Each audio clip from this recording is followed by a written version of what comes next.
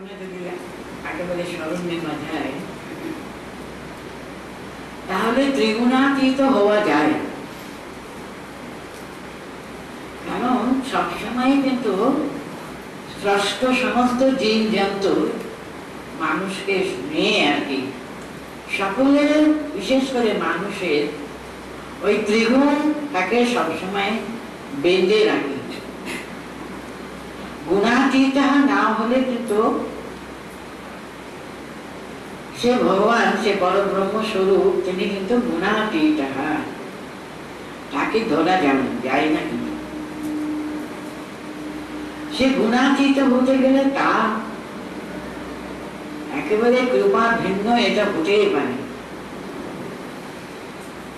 তার জন্য শেষ শ্লোকে তিনি বলেছিলেন মাঞ্চা অব্যভিচারেণ ভক্তি যোগেন সেবতে। ভগবান নিজেকে পরিচয় দিয়ে বলছেন তিনি বলেন যে পুরুষোত্তম স্বয়ং, জীব এবং ব্রহ্ম তার ঊর্ধ্বে কিন্তু সে পরব্রহ্ম স্বয়ং তিনি। তার চরণে শরণ নিতে পারলেই কিন্তু ত্রিগুণাতীত অবস্থা প্রাপ্ত হওয়া যায়। সে অবস্থা সম্পর্কে মান আমাকে বললেন, সে সবকিছুর ঊর্ধ্বে তিনি, জীব এবং একেবারে জগৎ, জীব জগৎ ব্রহ্ম। জীব জগতের ঊর্ধ্বে তো ব্রহ্ম বস্তু পাওয়া যায়। জীব জগৎকে অতিক্রম করে ঊর্ধ্বে ওঠা, সেটা কেমন করে তাকে পাওয়া যায়, তাকে কেমন করে চেনা যায়, সেটা আমরা এই পঞ্চদশ অধ্যায়ে আমরা পাব। এর নাম হলো পুরুষোত্তম যোগ। গীতায় কিন্তু সবচেয়ে তাৎপর্য মণ্ডিত, সবচেয়ে শ্রেষ্ঠ অধ্যায় হলো এই পঞ্চদশ অধ্যায়। দেখবেন আমরা পড়বো তো, মাত্র 20টা শ্লোক আছে এই অধ্যায়ে। ওই শেষ শ্লোকে কিন্তু ভগবান বলছেন ইতি গুহ্যতমং শাস্ত্রম ইদম উক্তম মায়া নাগা। বলছেন ইতি মানে এটা শেষ হলো আর কি। কিন্তু এখনো কিন্তু আমাদের 15টি করে 18টি অধ্যায় তো আছে, আরো 3টা অধ্যায় আছে। কিন্তু উনি একটি অধ্যায়কে কিন্তু উনি শাস্ত্রম বলে দিলেন। সমস্ত গীতা শাস্ত্রের যে সার সর্বস্ব কিন্তু আমরা পাবো এই 20টি শ্লোক যুক্ত এই পঞ্চদশ অধ্যায়ে আর কি। খুবই তাৎপর্য মণ্ডিত মূল্যবান অধ্যায় এই পুরুষোত্তম যোগ। শ্রী ভগবান উবাচা। এখানে লক্ষ্য করবার জিনিস দেখুন, অর্জুনের কোনো প্রশ্ন নেই। ত্রিগুণাতীত সমস্ত কিছু বর্ণনা করে উনি সোজা ওই যে ত্রিগুণাতীত অবস্থা হলে তার চরণে শরণ নিতে পারলে, কারণ বলে দিলেন তো মাঞ্চা অব্যভিচারেণ ভক্তি যোগেন সেবতে। আমাকে তুমি পরিপূর্ণ ভক্তি, সে পরমা ভক্তির দ্বারা তুমি পেতে পারো, সে মান আমাকে পেতে পারো বলেছিলেন। সে তার কথা এই পুরুষোত্তম যোগে আছে। ভগবান নিজে কোনো অর্জুনের কোনো প্রশ্ন নেই, নিজেই কিন্তু তার কৃপা বর্ষণ তিনি করেই যাচ্ছেন। ঊর্ধ্বমূলম অধঃশাখম অশ্বত্থম প্রাহুরব্যয়ম ছন্দাংসি যস্য পর্ণানি यस्तम वेद सा वेदवित्।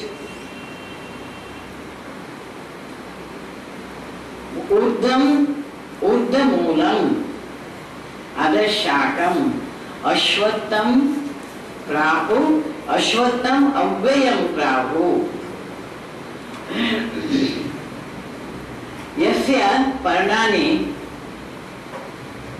पर्णानि छन्दांसि छंदांसि यस्य पर्णानि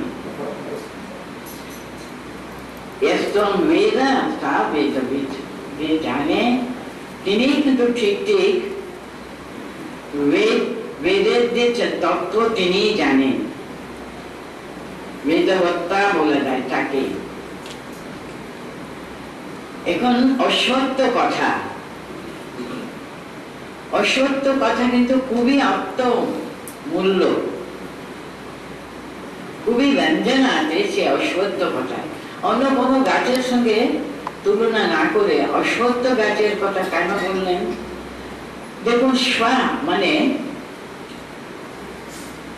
কালকে পর্যন্ত, কাল কাল, স্বা মানে শুধু কাল, সত্যাহ মানে কালকে পর্যন্ত, আর সত্যাহ কালকে পর্যন্ত টিকবে না। এই যে সংসার, এই জগৎ প্রপঞ্চ আর কি অশ্বত্যাহ, যেটা কালকে পর্যন্ত টিকবে না আর কি। ঊর্ধ্বমূলম অধঃশাখম অশ্বত্থম পাপো অব্যয়ম। এই অশ্বত্থ বৃক্ষের কিন্তু তার নিজস্ব একটা রূপ আছে। কিন্তু গাছের মূল সবসময় শেকড় গুলো আমরা নিচে দিকে দেখি, তাই না? জগতে আমরা কি দেখি? গাছের মূল শেকড় গুলো কিন্তু নিচে দিকে থাকে। এই গাছের মূল কিন্তু ঊর্ধ্বমূলম অধঃশাখম, মূলটা কিন্তু ঊর্ধ্বে। ঊর্ধ্বে মানে কি? সে পরব্রহ্মে। শাখাগুলো কিন্তু নিচের দিকে প্রসারিত। ঊর্ধ্বমূলম অধঃশাখম অশ্বত্থম প্রাহুর অব্যয়। পণ্ডিতগণ তাকে অব্যয় বলা হয়। কেমন পরস্পর বিরোধী দুটি কথা আমরা এখানে শুনতে পাচ্ছি, তাই না? একটা হলো অসত্য, আর একটা হলো অব্যয়ম। অসত্য কি হলো? যেটা কালকে পর্যন্ত টিকবে না, একেবারে নশ্বর। অথচ বলছেন পণ্ডিতগণ বলে থাকেন এই অসত্যকে অব্যয়ম, মানে চিরকাল থাকে। একই সঙ্গে দুটি পরস্পর বিরোধী কথাগুলো বলা হচ্ছে এখানে, অসত্যাহ আর অব্যয়ম। যেটা কালকে পর্যন্ত থাকবে না, একেবারে নশ্বর, আর তার সঙ্গে সঙ্গে বলছেন যে এটা চিরকাল থাকে। চন্দাংশে, এটা কোনো আশ্চর্য হবার কিছু না। এই দেখুন না, এখন ভীষণ গরম, তো কিছুদিন ভীষণ ঠান্ডা ছিল, তাই না? এই ঠান্ডা আসছে, এই 2-3 মাস কাটতে না গরম আসে।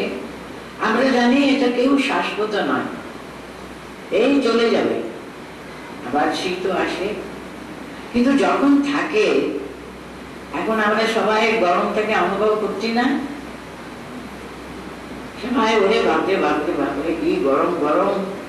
পরস্পরের সঙ্গে দেখা হলে প্রথম কথাই হলো বাবা কি গরম পড়েছে গো, ইত্যাদি ইত্যাদি। যেমন ওরা কিন্তু প্রত্যেক বছর আসে, তো চলে যায়, কিন্তু আসে বছরে বছরে, কিন্তু আমরা এটা অনুভব করি, কিন্তু চিরদিন থাকে না। কিন্তু অব্যয়ম, শীতোষ্ণ সুখ দুঃখ আসে চলে যায়, আসে চলে যায়, থাকে না ঠিকই, কিন্তু আসে, প্রতি বছর আমরা অনুভব করে থাকি। ঠিক তেমনি যে সংসারে বাস করে, তার কাছে সুখ দুঃখ ভালো মন্দ সব আসে চলে যায়। সংসারের একেবারে বহির তার রূপই হলো এই সুখ দুঃখ ভালো মন্দ সবই থাকে, কিন্তু অশ্বত্যাহ চিরদিন থাকে না, আসে আর চলে যায়। এই সংসার বৃক্ষ কিরকম আছে? ঊর্ধ্বমূলম, এসেছে তার কাছ থেকে, কিন্তু মূল বস্তু কিন্তু সে পুরুষোত্তম, তিনি ঊর্ধ্বে রয়েছে, মূলটা উনার কাছ থেকে এসছে, উনি এসছে সৃষ্টিকর্তা, তিনি দিয়েছেন, তিনি রেখেছেন, যা হচ্ছে সব তার ইচ্ছাই হচ্ছে। ভগবানের ইচ্ছা ছাড়া গাছের একটা পাতাও কিন্তু নড়ে না, নড়তে পারে না, কিন্তু কখনো স্থিরও থাকে, কখনো নড়তেও থাকে, সবই তার ইচ্ছাই হয়ে থাকে। তিনি কিন্তু ঊর্ধ্বমূলম, তিনি দিচ্ছেন। এই যে সংসারে থাকবো, সবসময় এই অসত্য বৃক্ষকে চিনে রাখতে হবে। সব আসে চলে যায়, কেউ এর কোনো কিছু চিরদিন থাকে না। তিনি দিয়েছেন, তিনি নিয়েছেন, তারই ইচ্ছা পূর্ণ হোক, এই ভাব নিয়ে থাকতে হবে। কারণ তিনি সবকিছুর মূলে তিনি রয়েছেন। যা হচ্ছে আমাদের সংসারে, যা আমরা অনুভব করছি, সব তার ইচ্ছাই হচ্ছে। এটা যদি আমরা দৃঢ়ভাবে যদি জেনে রাখি, ঊর্ধ্বমূলম অধঃশাখম অশ্বত্থম প্রাপো অব্যয়ম। সংসারে থাকা মানে কিন্তু এটা অনুভব করতেই হবে, এছাড়া উপায় নেই। ঊর্ধ্বমূলম অধঃশাখম অশ্বত্থম প্রাপো অব্যয়ম। ছন্দাंसि यस्य पर्णानि यस्तं वेद सा वेदवेद। यस्य पर्णानि छन्दांसि, তার এই পাতাগুলো আর কি, সে হলো আমাদের এই চতুর্বেদ ছন্দ। ছন্দাंसि यस्य पर्णानि यस्तं वेद सा वेदवेद। তিনি যে এইভাবে জেনেছেন, এই যে বেদ উপনিষদ যা ধর্ম আমাদের কোনটা করতে হয়, কোনটা করতে হবে না, কেমন ভাবে চলতে হবে, আমাদের এই চতুর্বেদ আমাদের কিন্তু কি করা উচিত, কি করা উচিত নয়, কেমন চলতে হবে, সেটা কিন্তু নির্দিষ্ট ভাবে ভগবানের মুখের কথা। তিনি বলছেন ছন্দাंसि यस्य पर्णानि यस्तं वेद सा वेदवेद। সব তার ইচ্ছাটি হচ্ছে। তিনি যা বেদ সৃষ্টি করেছেন, যেখানে আমাদের সবকিছুর নিয়মাবলী বলে দিয়েছেন, সেখানে সেটা কিন্তু তারই কথা। তার মতো চলতে আমাদের সবসময় অন্তরে সেটা চলবার জন্য শিক্ষা দিতে হবে। আমাদের মনকে সবসময় সেরকম ভাবে আমরা প্রবৃত্ত করতে হয়। আমাদের কিন্তু ধর্ম অধর্ম কি ধরে আমরা ধারয়তি ইতি ধর্ম, তো যাকে ধরে থাকে আমরা আস্তে আস্তে আস্তে তাকে ধরে আমরা গিয়ে তার চরণে পৌঁছতে পারবো। অধর্ম যেটা ত্যাগ করতে হবে আমাদের, এরকম চললে হবে না, কিন্তু গন্তব্য স্থানে আমরা পৌঁছতে পারবো না। কিন্তু বেদ যা বলেছে আর কি, যা আমাদের উচিত করার সমস্ত নিয়মাবলী কিন্তু আমরা বেদে উপনিষদে পেয়ে থাকি। তার জন্য বলতেন यस्य पर्णानि छन्दांसि, গাছকে সবসময় প্রোটেক্ট করে, তাকে আহার যোগায়, তার সমস্ত কিছু যেন আচ্ছন্ন করে রেখে তাকে রক্ষা করে। পাতাগুলোকে, সেই পাতাগুলোকে তো গাছের জন্য আহার তৈরি করে দেয়, সমস্ত কিছু কিন্তু এই পাতাগুলো তাকে আচ্ছন্ন করে রেখে, তাকে এত বেশি সূর্য তাপ থেকে রক্ষা করে, বৃষ্টির জল থেকে রক্ষা করে, তাকে আচ্ছাদন করে রেখেছে গাছকে পাতাগুলো। यस्य छन्दांसि, যে বলতেন ছন্দাंसि यस्य पर्णानि यस्तं वेद सा वेदवेद। যে জানে, আমাদের কিন্তু বেদ উপনিষদের যে নীতি বাক্যগুলো আছে, সে মতো কিন্তু জীবনকে পরিচালনা করতে হয়, তাকে মেনে চলতে হয়। আমরা ধর্ম মার্গে চলতে হয়, অধর্মকে পরিত্যাগ করা উচিত। যেটা বেদ উপনিষদে বারণ করা হয়েছে, যে পথ প্রদর্শন করা হয়েছে, তা সেরকমই চলতে হবে। কারণ এটা চললে কি হয়, আমরা ভগবত সান্নিধ্যে পৌঁছতে সুবিধা হয়। কারণ যেমন গাছকে তার পাতাগুলো সবসময় রক্ষা করে থাকে, ঠিক তেমনি বেদ উপনিষদ কিন্তু মানুষকে হাত ধরে তার লক্ষ্যে পৌঁছবার জন্য সহযোগ করে। তার নাহলে আমরা যে বসে বসে গীতা পাঠ করি, কেন করি বলুন তো? গীতা হলো সমস্ত বেদার্থ সার সংগ্রহ ভূতম। সমস্ত বেদ উপনিষদে যে আছে তার সার সর্বস্ব কিন্তু অতি সহজ সংস্কৃত ভাষায় ভগবান আমাদের জন্য এই গীতামৃতম আমাদের জন্য তিনি তার সার সংগ্রহ করে অতি সহজ ভাষায় আমাদের সামনে তিনি উচ্চারণ করে বলেছেন ভগবত গীতা। তো यस्य पर्णानि छन्दांसि यस्तम वेद सा वेदविद। তিনি জানেন এইভাবে, তার জন্য আমাদের সবসময় এই ছন্দাংশকে মানে আমাদের শাস্ত্রকে আমাদের অনুসরণ করা উচিত। সে এরকম ভাবে জানে না, তিনি কিন্তু ঠিক ঠিক বেদবত্তা, বেদের শাস্ত্রদর্শ জানেন। এরকমই চলতে পারলে আমরা এই ত্রিগুণের হাত থেকে রক্ষা পেতে পারি, ত্রিগুণাতীত হতে পারি। আন্দোলন আনটিল গুণা, এই গুণকে অতিক্রম না করতে পারলে আমরা কখনো কিন্তু সেই গুণাতীতে পৌঁছতে পারবো না। তিনি ত্রিগুণাতীত, আমরা কিন্তু গুণে আবদ্ধ কিন্তু, কারণ কখনো সত্য গুণ প্রাবল্য থাকে, কখনো রজগুণে বশবর্তী হয়ে যাব, কখনো তমগুণে আচ্ছন্ন থাকবো। কিন্তু ত্রিগুণ থেকে উঠতে উঠতে গেলে তার চরণে আশ্রয় উঠে। সেটাই উনি এই সংসার বৃক্ষ কিন্তু মনে রাখতে হবে সর্বদা, তিনি এর মূলে রয়েছেন, তিনি কিন্তু চিরদিন রয়েছেন অব্যয়ম।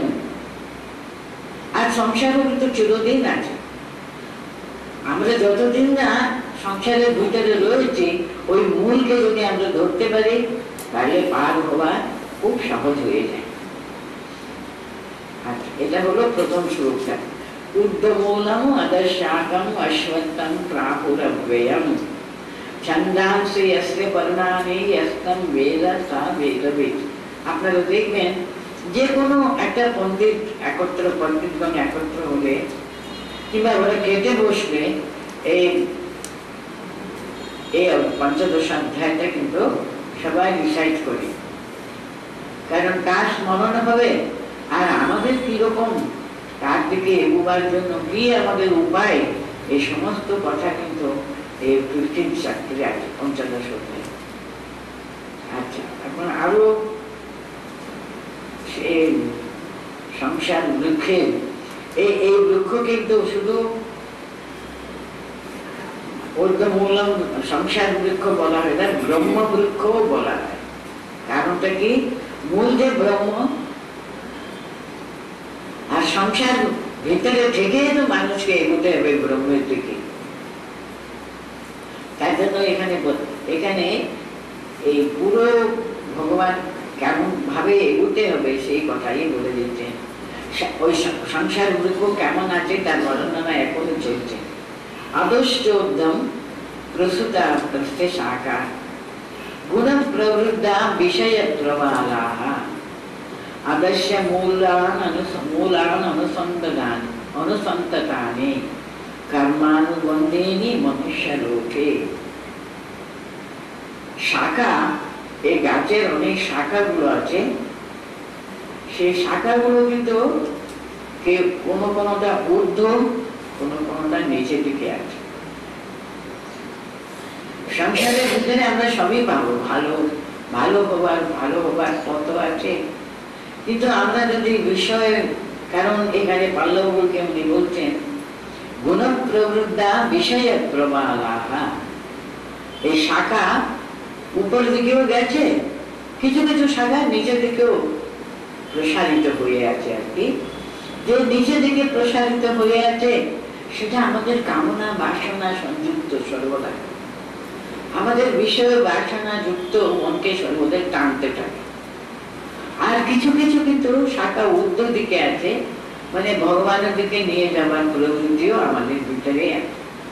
আমাদের ভিতরে সবই আছে, আমাদের হাত ধরে কিন্তু ভগবানের চরণে নিয়ে যাওয়ার জন্য কত ব্যবস্থা ভগবান করে দিয়েছেন। বেদ উপনিষদ আছে, তার তত্ত্বগুলো কিন্তু তিনি নিজের মুখে বলে, তাকেও তিনি অতি সহজভাবে আমাদের ভগবত গীতার ভিতরে তিনি তো নিজের মুখে বলে গেছেন। যে এরকম শাস্ত্র আছে আমাদের পথ দেখাবার জন্য। হ্যাঁ, ওগুলো হলো ঊর্ধ্ব শাখা, তার সঙ্গে সঙ্গে দেখবেন অধঃ শাখাগুলো আছে। সেগুলো আমাদের এই পঞ্চ ইন্দ্রিয় আছে, এটা বলছেন দেখো বিষয় প্রবালাহা, মনের ভিতরে বিষয়বস্তুর প্রতি আকাঙ্ক্ষা, এই যেন নতুন নতুন প্রবালা মানে নতুন নতুন পাতাগুলো বেরোচ্ছে, কুড়ি গুলো বেরোচ্ছে আর কি। সেই বিষয়বস্তুর প্রতি সর্বদা কিন্তু মনটা ধাবিত হতে চায়, এটা চায় ওটা চায়, সেটা চায় সেটা চায় সেটা চায়। কামনা বাসনা গুলো যেন প্রতি মুহূর্ত আমাদেরকে আমাদের এই বিষয় বুদ্ধির দিকে টানতে থাকে আর কি, বিষয় বস্তুর দিকে টানতে থাকে। কিসের জন্য? ওটা হচ্ছে গুণপ্রবৃত্তি। আমাদের যখন সত্যগুণ থাকে, সত্যগুণ যখন ভীষণ প্রধান থাকে, তখন মনটা কত শান্ত সমাহিত, আসলে বসেই কিন্তু মনটা তার সঙ্গে একেবারে যুক্ত হয়ে যায়। সে মনও আছে, সঙ্গে সঙ্গে বিষয় বুদ্ধিও মনকে সবসময় চঞ্চল করতে থাকে। কারণ সত্যগুণ আছে, রজগুণও আছে, গুণ কিন্তু একটা থাকে না, তিনটের সঙ্গে যুক্ত থাকে। কখনো সত্য, কখনো রজ, কখনো এমন তমগুণে আচ্ছন্ন হয়ে যায়, আমরা কিছু করতেই ইচ্ছা করে না, চুপটি করে বসে থাকতে ইচ্ছা করে। নিম্নদোষে সবসময় প্রবৃত্তি আমাদের, দেখি কে টেনে টেনে টেনে টেনে তমগুণ থেকে টেনে অন্তত রজগুণে রাখা ভালো। সবসময় মনটাকে করতে হবে, লাগিয়ে রাখতে হবে, প্রচেষ্টা করতে হবে। সেটা কিন্তু রজগুণের লক্ষ্য। না না আমি করবো, একবার ফেইলিওর হয়ে গেল, একবার পারলাম না বলে আমি ছেড়েই দেবো, আবার বসবো, আবার চেষ্টা করবো, আবার চেষ্টা করবো। এটা কিন্তু রজগুণের লক্ষ্য। সত্যগুণে মানে তখন তো মন স্থির হয়ে তার চরণের চিন্তায় একেবারে মগ্ন হয়ে যায়। রজগুণ তার জন্য প্রচেষ্টা, তখন তখন কিছু করতে ইচ্ছা করে, একেবারে নিম্ন দিকে। তিনটে গুণের দ্বারা সবসময় গুণ প্রবৃত্তি, গুণের দ্বারা কিন্তু সবসময় আমরা তার জন্য প্রবৃত্তি গুলো আর কি, ইন্সপিরেশন কিন্তু গুণের দ্বারা পেয়ে থাকি। যে গুণে আমরা প্রতিষ্ঠিত, সেই গুণের দ্বারা আমরা একেবারে প্রবৃত্ত হয়ে থাকি।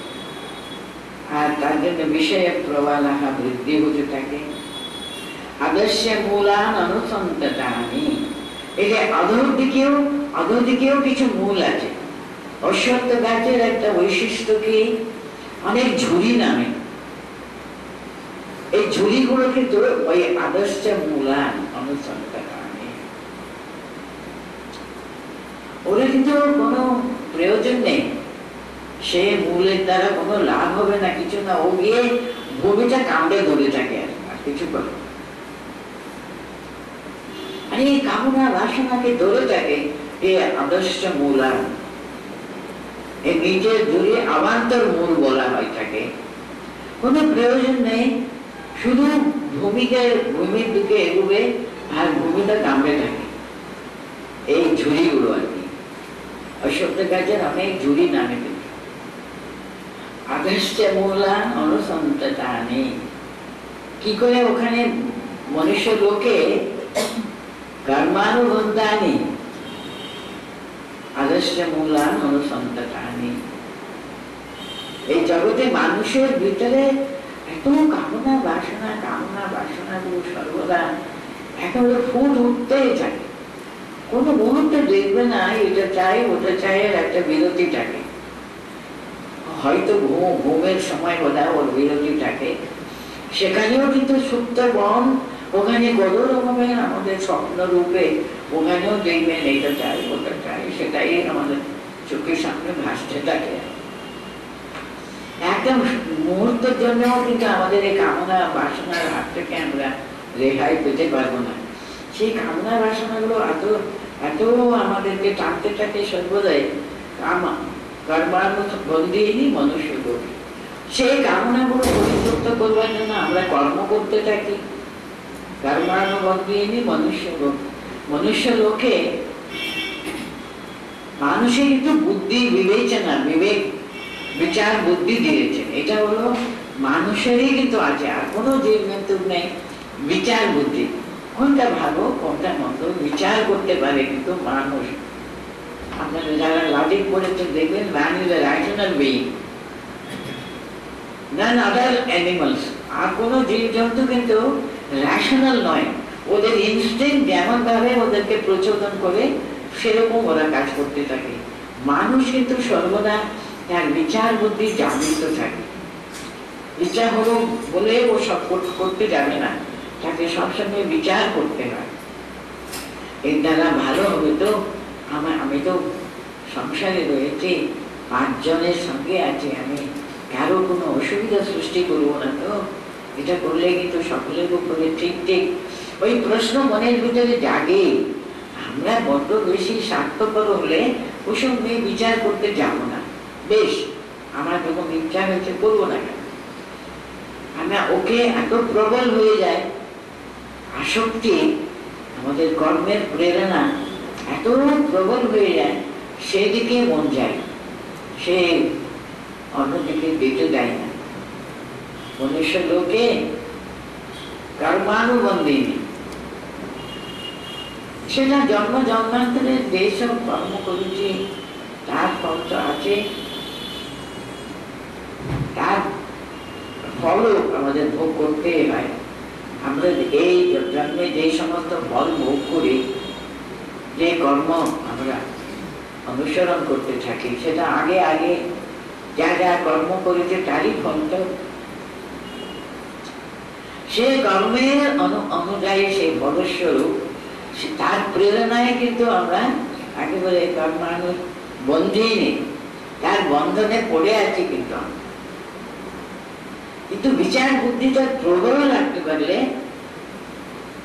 we can overcome it, তার উপরে উঠতে পারি কিন্তু বিচার বুদ্ধি।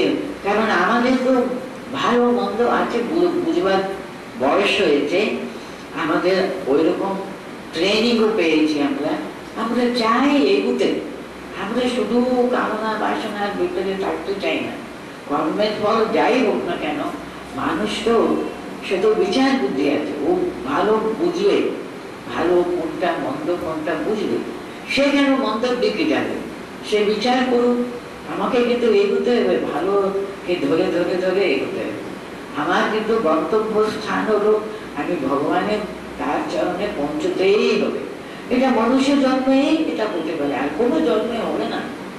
কি জানি মনুষ্য জন্ম এই এখন পেয়েছি বলে এর পরেও কি আমি মনুষ্য জন্ম পাবো কি, তার কোনো গ্যারান্টি নেই। তার জন্য বাবু এখন আমি মনুষ্য যখন শরীর পেয়েছি, মানব শরীরে কিন্তু ভগবানকে পৌঁছানো সাধ্য, আর কোনো শরীরে এটা হয় না। তার জন্য কত কত পুণ্য বলে, গুরুর কৃপায়, বাবা মাদের আশীর্বাদে আমরা মানুষ জন্ম পেয়ে গেছি। নিজের কোনো স্বীকৃতি ফলেও হবে, মানুষ জন্ম পেয়ে গেছি যখন আমি আপ্রাণ চেষ্টা করবো আমার গন্তব্য স্থানে অন্তত এগিয়ে যেতে হবে। পৌঁছাতে পারি না সে যাই হোক, আমার আপ্রাণ চেষ্টা করে এগুতে থাকবো, আমি এগুতে থাকবো। সে সুদূর লক্ষ্যে এগুতেই হবে, আমাদের যতদূর পারা যায় এগিয়ে রাখবো, সেই চেষ্টা করাটা মনুষ্য লোকেই হয়ে থাকে, আর কোথাও নেই। তাহলে দ্বিতীয় শ্লোকে কি বলো, ওই যে গাছের কথা, সেই গাছের বর্ণনা, মানে সেই সংসার বৃক্ষের কিরকম ভাবে ওদের ত্রিগুণের ভিতরে আছি তো সংসারে আমরা গুণ প্রবৃদ্ধা বিষয় প্রবালা। এখানে ত্রিগুণাত্মিকা প্রকৃতির সঙ্গে আমরা রয়েছে, সে গুণগুলো আমাদের সবসময় উঠতেই থাকে। তার জন্য কত রকমের বিষয় আশায় আমাদের মন ছুটতে থাকে। তো সেরকম গাছের চারিদিকে নতুন নতুন প্রবালা, ওই ছোট ছোট ছোট ছোট পাতাগুলো আসতেই থাকে। শুধু প্রবালা, তার শাখাগুলো আদর্শ উদ্দেশ্য রসুতা, উপর দিকে নিচের দিকে কত কত শাখা আছে। সেসব শাখা ছোট ছোট ছোট পল্লবগুলো কিন্তু আরো এগোচ্ছে, আরো বড় হচ্ছে, আরো বড় হচ্ছে। কতটুকু আপনারা গাছটা পুঁতেছিলেন, সে কেমন ভাবে বিশাল বৃক্ষ হয়েছে দেখুন, সংসার বৃক্ষটা। আর উপর দিকে নিচের দিকে নতুন নতুন, বিশেষ করে নিচের দিকে এতগুলো ঝুড়ি নেমেছে, তাও কিন্তু মূল খুব সাবধানে থাকতে হবে, তাহলে ঝুড়িগুলো এমন গিয়ে মাটির সঙ্গে মাটিকে কামড়ে ধরে থাকে। তার জন্য যখন আমাদের ভাবনা বাসনাগুলো মনের ভিতরে ফুট উঠতে থাকে, বিচার বুদ্ধিটা খুব প্রবল, খুব প্রকাশ রাখতে হয়, খুব সাবধানে আমাদের ওয়াচ করতে হয়। কোন দিকে যাচ্ছে মনটা, কি চাইছে, কি চাই, কিসের অভাব, এখন কিসের প্রয়োজন, ঠিক তো আমার ঠিক লক্ষ্যের দিকে এগোচ্ছি তো, এটা অনুসরণ করলে না করা ভালো। সেটা ভালো মন্দের বিচারটা কিন্তু সবসময় জাগ্রত রাখতে হয়। এটা মানুষ, আমি যে মানুষ, ঠাকুর বলতেন না, মানুষের ডেফিনেশন কত সহজে ঠাকুর দিয়েছেন দেখুন। তিনি কে মানুষ? যার মান হুঁশ আছে। মানুষের, মানুষ জন্মের একটা অত্যন্ত শ্রেষ্ঠ মূল্য আছে, শ্রেষ্ঠ মান আছে। Man is the crown of creation বলা হচ্ছে। ম্যান মানে হিউম্যান বিইং।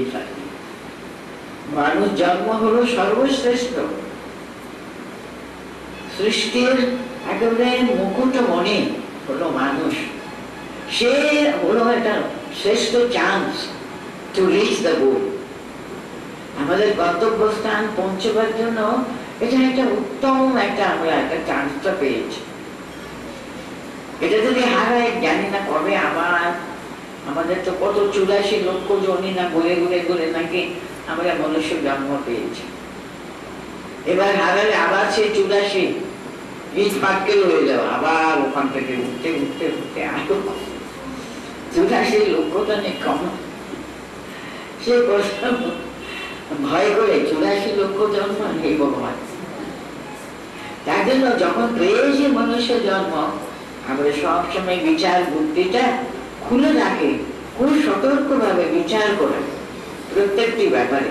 আমি এগুচ্ছি তো লক্ষ্যের দিকে, ঠিক এগুচ্ছি তো, আমি সেদিকে লক্ষ্য রাখতে হবে সর্বদা।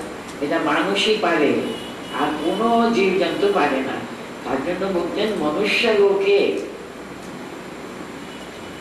হলো আদর্শ ঊর্ধ্ব প্রসূতান্তস্য শাখা, উপর দিকে নিচের দিকে কত শাখা প্রশাখা। আর এই বিষয় প্রবাল, কি করে এই শাখাগুলো প্রসারিত হচ্ছে? গুণ প্রবৃত্তা। এই ত্রিগুণ আমাদের সবসময় কাজ করতে থাকে।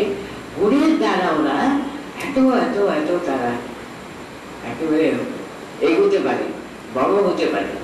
গুণ ওদেরকে এত বেশি ফুড জায়গায় যোগায় আর কি। সবাই তাদের খাবার পায় এই ত্রিগুণের জন্য, সত্ত্বরজতমের জন্য। সে দেখবেন আর বিষয় বস্তুর দিকে মনটা সবসময় প্রবাহিত হতে থাকে। তো এরকম নতুন নতুন নতুন পাতাগুলো বোঝাচ্ছে, আস্তে আস্তে বড় হচ্ছে গাছটা। কিরকম নতুন নতুন নতুন ঝুড়িগুলো মাটির দিকে চলে যাচ্ছে। ওটা কোনো প্রয়োজন নেই, শুধু মাটিতে গিয়ে মাটিকে কামড়ে ধরে থাকে। গাছটা একেবারে মাটির সঙ্গে যুক্ত থাকতে চায়। কর্মানুবন্ধিনী এই মনুষ্যকে এরকম ভাবে কিন্তু মানুষের জীবন একেবারে ক্রমে ক্রমে বড় হচ্ছে আর কি। না রূপম অস্তি এহ ততোপলভ্যতে নান্তো ন চাদির ন চ সম্প্রতিষ্ঠা অশ্বত্থমেনম সুবিরূঢ়মূলম असंग शस्त्रेण दृढ़ेन चित्वा अस्य रूपं तथा न उपलभ्यते। উপলব্ধি করে আমরা জানতেই পারি না এর রূপটা কি, পুরো রূপ সংসারের রূপ। আমরা সংসারের ভিতরে আছি ঠিকই, কিন্তু আমরা সবসময় কি আমাদের সজাগ থাকছি? আমি বাবা এই সংসারের ভিতরে ঢুকে পড়েছি, আমাকে কিন্তু এই বন্ধন থেকে মুক্ত হতেই হবে। তার জন্য প্রতি মুহূর্ত চিন্তা করা কিভাবে আমি এই বন্ধন থেকে বাবা পার হতে পারি। কারণ একটা চান্স পেয়েছি এই জন্মে, কিন্তু আমি একেবারে পার হয়ে চলে যেতে পারি, একেবারে তার চরণে সোজা চলে যেতে পারে। আর কামিং এন্ড গোয়িং, আসা যাওয়া আর হবে না। যদি তার চরণ তলে যদি স্থান পেতে পারি, আর আসা যাওয়া হবে না। তো এই একটা মাত্র চান্স পেয়েছি, একেবারে জাম্প করে ওই বারে চলে যেতে হবেই হবে। সেই ব্যাপারে যদি সব সময় আমরা খুব সতর্ক থাকতে হবে। এর আদি নেই, এই রূপটা কিন্তু আমরা উপলব্ধি করতে পারি না। এই রূপটাকে এই বৃক্ষের সংসারে আমরা ভিতরে ঢুকে পড়েছি, তো আমাকে সবসময় আবদ্ধ, সংসারের আবদ্ধ আমরা, আমাদের সবসময় এর আদি কোথায় অন্ত কোথায় এ ব্যাপারে সতর্ক থাকতে হবে। কি করে অন্ত করে আমরা চলে যেতে পারি, আমরা এত সহজে উপলব্ধি করতে পারবো না।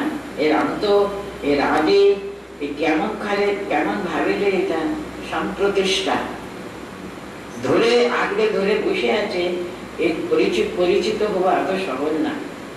এনম অশ্বত্থম সুবিরূঢ় মূলম অসঙ্গ সূত্রেণ দৃঢ়েন চিত্রা। এই সংসার বৃক্ষকে ওই একেবারে তার বৃক্ষের মূলে এমন ভাবে কেটে ফেলতে হবে না, আর যেন বাবা কোথাও এতটুকু যেন না, সেই মূলটা যেটা মাটির সঙ্গে কামড়ে ধরে আছে, ওটা একেবারে ছেদন করে আমাদের ঊর্ধ্ব দিকে উঠতেই হবে, ঊর্ধ্ব মূলের দিকে দিতে হবে। তার একটি মাত্র অস্ত্র বলছেন উনি, আসঙ্গ শস্ত্রেণ দৃঢ়েন চিত্বা। আসঙ্গ কথাটা কি? সঙ্গ। সঙ্গ মানে আসক্তি। আমরা দ্বিতীয় অধ্যায়ে পড়েছিলাম সংজ্ঞা সংজ্ঞায়তে কামঃ, কামা ক্রোধ অভিভূয়তে ইত্যাদি ইত্যাদি। মনে হচ্ছে সঙ্গ মানে আসক্তি। সব সময় আমাদের এই আসক্তি, কামনা, বাসনা, এটা নিয়ে কিন্তু আমাদেরকে একেবারে মূলের মাটির সঙ্গে একেবারে মাটিকে কামড়ে ধরে বসে আছে। অসঙ্গ মানে কি? সঙ্গের প্রতি বিরক্ত হয়ে সঙ্গকে ছেদন করে সম্পূর্ণভাবে অসঙ্গ হতে হবে। অসঙ্গ মানে অনাসক্তি। বৈরাগ্য কথাটা শুধু বিরাগ হলে হবে না। বৈরাগ্য কথার কিন্তু একটা অত্যন্ত তাৎপর্য রয়েছে। শুধু বিরাগ না, বৈরাগ্য মানে আমরা ধরেছি একটা জিনিস, তার জন্য এই জিনিসের প্রতি এত বিরাগ আমাদের, ওটা ছেড়ে দেওয়ার জন্য সবসময় উদ্যমের জন্য কি করতে হবে? আরেকটা ধরতে হবে। ভগবানকে ধরে আমরা এই সংসার যন্ত্রণা থেকে মুক্ত হবার চেষ্টা করি। তাকে বৈরাগ্য বলা হয়, অসঙ্গ বলা হয়। বৈরাগ্য মানে সবকিছু ফেলে দিয়ে চলে যাওয়া, কিন্তু বৈরাগ্য নয়। ভালো করে ভগবানকে ধরে তিনি যেখানে রাখবেন, তাকে সম্পূর্ণভাবে আশ্রয় করলে তিনি জানেন আমাদের কোথায় রাখলে, আমাদের বিষয়ের মধ্যে রাখলে তিনি তো, তাকে তো ধরে আছি আমরা। তিনি যেখানে যেমন ভাবে রাখেন, তাকে সম্পূর্ণভাবে আঁকড়ে ধরে আসঙ্গ শস্ত্রের দ্বারা সংসারকে সম্পূর্ণভাবে ছেদন করা যায়। সেটাই তৃতীয় শ্লোকে উনি বলছেন, না রূপম অস্য ইহা। ইহা মানে এই জগতে থাকতে, রূপম অস্য না উপলভ্যতে ততঃ। ভালো করে এই সংসারের আদি অন্ত কি আমরা কিছু বুঝতে পারি না। নান্ত না চাঁদে না সম্প্রতিষ্ঠা, কিছু আমরা বুঝতে পারছি না। কিন্তু অসঙ্গ শস্ত্রের দ্বারা দৃঢ়ভাবে এনম অশ্বত্থম সুবিরূঢ় মূলম চিত্বা, এই অশ্বত্থ বৃক্ষকে আমূল, সে একেবারে মন থেকে দৃঢ়ভাবে ছেদন করতে পারলে তার অস্ত্র তো সবাই জানা আছে, সেটা হলো অসংখ্য শস্ত্রে বৈরাগ্য ধারা। বৈরাগ্য মানে শুধু বিরাগ না, বৈরাগ্য মানে ভগবানকে ধরে এই সংসার থেকে অত্যন্ত অনাসক্ত ভাবে, সংসারের ভিতরে থেকেও করা যায়, বাইরে গিয়েও করা যায়, কিন্তু আমরা বেশিরভাগ মানুষ সংসার ছেড়ে তো চলে যেতে পারবো না কোথাও বাইরে, তারই ভিতরে থেকে সম্পূর্ণভাবে অনাসক্ত ভাবে সংসার চালিয়ে ভগবানকে দৃঢ়ভাবে ধরে রাখা। সেই কথাই এই তার শ্লোকে বলতেন, এই জগতের এই সংসারের আদি আমরা জানতে পারি না, তার কিছু উপলব্ধি করে আদি অন্ত মধ্য কিছু আমরা বুঝতে পারবো না, কিন্তু আমরা জানি এই সংসার ভালোভাবে সম্প্রতিষ্ঠ হয়ে গেছে। একে কিন্তু অসংখ্য শস্ত্রের দ্বারা একটা মাত্র উপায় হলো অনাসক্ত ভাবে, আসক্তি রহিত আমরা যদি ভগবানকে ভালো করে দৃঢ়ভাবে ধরে থাকলে আস্তে আস্তে আস্তে অসংখ্য ভাব আসবেই, এখানে অনাসক্তি আসবেই। ওর দিকে যদি বেশি করে আসক্তি দিতে পারি, আসক্তি বর্জিত হয়ে, সংসারের প্রতি আসক্তি বর্জিত হয়ে, সেটা বর্জন কি করে হয়? ভগবানের প্রতি আসক্তি যদি বাড়াতে পারি আমরা, তখনই কিন্তু সংসারের প্রতি অনাসক্তি আপনিই বাড়বে। আমরা যদি ঠাকুর বলতেন না সহজ কথায়, পূর্ব দিকে এগুলো কিন্তু পশ্চিম দিকে আপনি পিছনে পড়ে থাকবে। আমরা পূর্ব দিকে একেবারে এগুবার কোনো চেষ্টাই করছি না, আর পশ্চিমে পড়ে থেকে ভাবতে থাকি ভগবান বিরূপ দয়াহীন, আমাদের প্রতি কোনো দয়া করছে না। কিন্তু আমরা কি উদ্যম করছি পশ্চিম দিকে এগুবার কোনো কিছু চেষ্টা করছি না?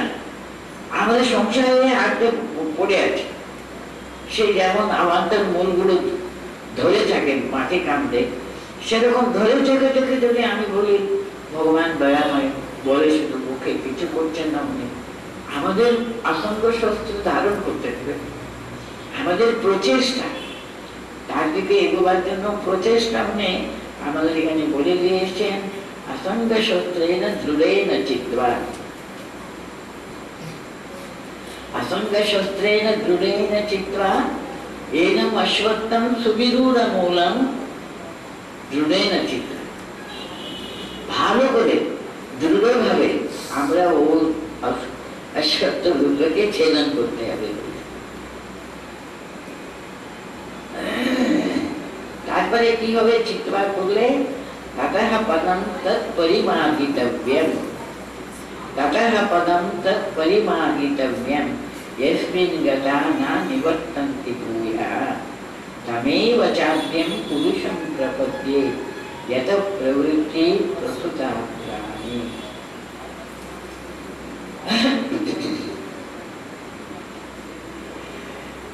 ततः पदं तत् परिमार्गितव्यं, तार चरणের দিকে এগোবার জন্য করবার জন্য কি করতে হবে?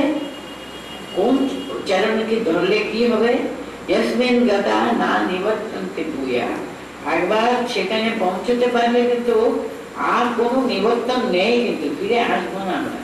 তার চরণকে ভালো করে ধরে থাকলে না আর এদিকে আসবার আকাঙ্ক্ষা কিন্তু মন থেকে আস্তে আস্তে সরে যায়।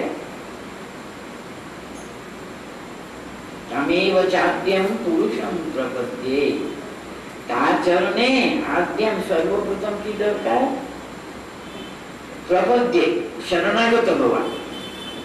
তার চরণে এমন ভাবে শরণাগত হওয়া, অন্তর থেকে কিন্তু সেটা করা দরকার। আমার চাই, আমি পশ্চিম দিকে এগুতেই চাই, কিন্তু পূর্বের আকর্ষণটা আমি মন থেকে আসঙ্গ শস্ত্রেণ দৃঢ়েন চিত্বা বলেছেন, দৃঢ়ভাবে সে অসংখ্য আমাদের ব্যাপার, আমাদের অস্ত্র হলো অসংখ্য শস্ত্র, সেই শস্ত্র হাতে ভালো করে ধরে সম্পূর্ণ একেবারে অনাসক্ত ভাবে সংসারে থাকা। ওটা এত সোজা কথা না বলে এত বারে বারে তার কৃপার উপরে বেশি দৌড় দিচ্ছেন। মানুষ তাকে ভালো করে ধরে তার কাছে তার কৃপার জন্য সর্বদা আন্তরিক প্রার্থনা জানানো।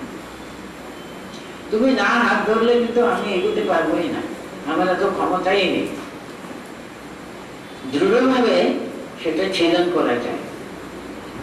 তার জন্য কত মনের শক্তি দরকার, মনের শক্তি দরকার, চিত্তের দৃঢ়তা দরকার, বৈরাগ্য ভাব যেন দৃঢ় হওয়া দরকার। ভাষা ভাষা বলে তো চলবে না, সেই সুদৃঢ় ভাবে তামেব চাদ্যম পুরুষম প্রপদ্যে, তার চরণে সম্পূর্ণভাবে শরণাগত হওয়া, প্রপন্ন হওয়া, শরণাগত হওয়া। এমন ভাবে শরণাগত হতে জানেন, তুমি ছাড়া আমার আর কোনো গন্তব্য স্থান নেই, তুমি ধরো। যেমন একটা ছোট শিশু মা কোলটা কিছুতেই ছাড়বে না, যতই মা তাকে সরিয়ে দিক না কেন, ও কোনো মতে একেবারে এগিয়ে এগিয়ে এগিয়ে মার দিকে এগোতে চায়। সেরকম মন যেন ঊর্ধ্বমূলম আদর্শ, ওই মূলের দিকে এগোবার জন্য চেষ্টা করতে হবে। তা নাহলে এই আদর্শ মূলগুলো, এই অবান্তর মূলগুলো কিন্তু মাটির ভিতরে চলে গিয়ে এমন ভাবে কামড়ে ধরে থাকবে না, উপরে যেতে দেবেই না। সে আশঙ্ক শস্ত্রটা এমন দৃঢ়ভাবে আমাদের ওটা শান করে রাখতে হবে সর্বদা, সর্বদা তো তৎপর রাখা। একটা মুহূর্ত যেন আমরা তার চরণটা ভুলবো না। এই যে একটা মনের ভিতরে দৃঢ় সংকল্প চাই, তাকে ধরে থাকতে পারলেই হয়ে গেল। তিনি শক্তি, সমস্ত কিছু তিনিই যোগাবেন, কিন্তু মনটা তার দিকে দিতে হবে, তো তাকে ভালোবাসতে হবে। সবকিছুতে মনটা উঠতে তুলে সোজা ব্যাপার না, সংসারে থেকে মনটা সর্বদা তার দিকে থাকা রাখা এত সোজা ব্যাপার না। তাই জন্য বলছেন সর্বদা তার চরণটা ধরে শরণাগত শরণাগত শরণাগত ঠাকুর। এই কথা কতবার আমাদের শিখিয়েছেন বলুন তো? মা তোমার চরণে শরণাগত শরণাগত। মা আমি কিছুই জানি না মা, এই যে শিশুদের ভাবটা আরোপ করা, তুমি তোমার করে আমাকে সবসময় ধরে রাখো, তুমি ছাড়া আমার আশ্রয় কোথাও কেউ নেই, কেউ আমার রক্ষা করতে পারবে না, তুমি হাত ধরো। তার জন্য বলছেন পুরুষম প্রবদ্ধে, এটা প্রবৃত্তি প্রসূতা পুরাণী। আমাদের সমস্ত প্রবৃত্তিগুলো আর কি তার দিকে দেবার জন্য চেষ্টা করে। তার জন্য দেখুন ঠাকুর একটা মন্ত্রের মতো আমাদের বলে দেয়, নাহম নাহম তুমু তুমু, আমি না আমি না আমি আমার, এটা মুছে ফেলতে হবে। আমি সবসময় তুমু তুমু, তুমি তুমি তুমি তুমি সর্বস্ব আমার, না তুমি সর্বস্ব আমার, তুমি তোমার ছাড়া আমি আর কার কাছে যাব মা, তুমি আমাকে ধরে রাখো, আমার কোনো শক্তি নেই, তো তুমি ধরে থাকলে আমার উদ্ধার। এইভাবে সম্পূর্ণভাবে তার চরণে শরণাগত হওয়ার কথা বলতে দেবেন। ততঃ পদং তং পরিমাদিতব্যং यस्मिन् गतः न निवर्तन्ति भूयः। মনের ভিতরে সবসময় সেই পথে এগোবার জন্য দৃঢ় সংকল্প। বৃষ্টি আরম্ভ হয়ে গেল, এতগুলো মানুষ বাড়ি ফিরবে তো বাবা। আচ্ছা, ততঃ পদং, আমার সময় হয়ে গেল। ততঃ পদং তৎপরিমাদিতব্যং यस्मिन् गतः न निवर्तन्ति भूयः तमेव चाद्यं पुरुषं प्रपद्ये। সে আদি পুরুষ, আদি পুরুষের চরণে সবসময় শরণাগত হয়ে যত প্রবৃত্তি প্রসূতা পুরাণী, আমাদের সমস্ত প্রবৃত্তিগুলো যেন তার চরণে দেওয়ার জন্য সর্বদা চেষ্টা করে। নাহম নাহম তুমু তুমু, আমি না আমার বলে কিচ্ছু নেই, তুমি সর্বদা, তুমি আমার হাত ধরে নিয়ে চলো। এই যে এইভাবে শরণাগত হওয়া, শরণাগত হতে পারলে কিন্তু তিনি আমাদের হাত ধরে আমাদের লক্ষ্যের দিকে এগিয়ে নিয়ে যাওয়ার চেষ্টা করবে। আমরা যদি না একটা পাও এগোয়, অন্তর থেকে আন্তরিক প্রার্থনাও যদি না করতে পারি, তিনি আসবেন কেন? তুমি বেশ আছো বাবা, বাচ্চা সর্বদা যদি খেলা নিয়ে যদি মাকে ভুলে থাকে, পাও নিশ্চিন্ত ও ওনার কাজটা উনি সারবেন আর কি। ও তো বেশ ভালো খেলনাগুলো নিয়ে আনন্দে আছে, থাকুক বাবা, আমি আমার কাজ সারাম। এরকম করে কাজ নিয়ে ব্যস্ত থাকে বাবা। না, আমি কিছু চাই, খেলা চাই না, কিছু চাই না, আমার তুমি চাই মা যাবো মা যাবো মা যাবো। যখন বাচ্চাগুলো যখন চিৎকার করতে থাকে, মা তখন কত সুন্দর সুন্দর কথাগুলো আমরা কথা বলতে করি না, তখন ওকে অনুপ থেকে সবগুলো নামিয়ে দিয়ে বাচ্চাকে তুলে দেবে না, কি হলো দেখা তো চেঁচামেচি করতে। এইভাবে ওখানে স্কুলে যাওয়ার জন্য আমাদের আন্তরিকতা, আমরা সবসময় মনে করি আমরা পারবো, আমরা এসব পারবো, কিছু অসুবিধা হচ্ছে না। এইভাবে আমি আমি এটা করলে তো চলবে না। না, তুমি এসো, তুমি হাত ধরো, তুমি আমাকে ঠিক করে পরিচালনা করো। আমার কতটুকু বুদ্ধি, কতটুকু জ্ঞান, আমার কিছু তো নেই। তুমি হাত ধরলে ঠিক তোমার হাত ধরে এগিয়ে যাবো। এইভাবে মানুষকে কেমন ভাবে ওই মুহূর্ত বললাম না, ওই দিকে এগোবার প্রচেষ্টা। মানুষ জন্ম পেয়েছি আমরা, সেটা যেন বৃথা নষ্ট করতে দেবো কেন?